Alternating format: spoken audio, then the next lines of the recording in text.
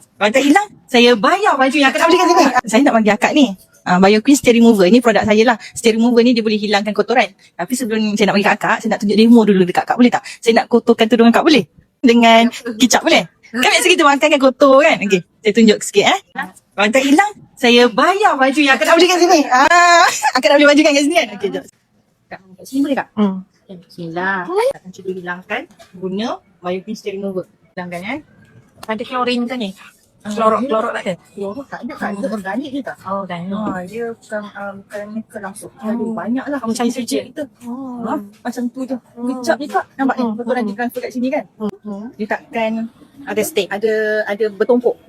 Kejap je 10 saat je tak sampai ni kan kak Kalau cili?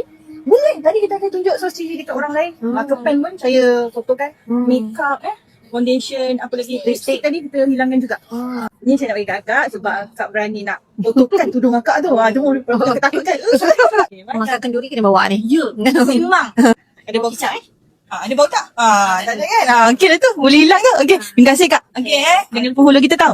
Okey. Okey, yang mana yang belum grab tu cepat dapatkan sekarang.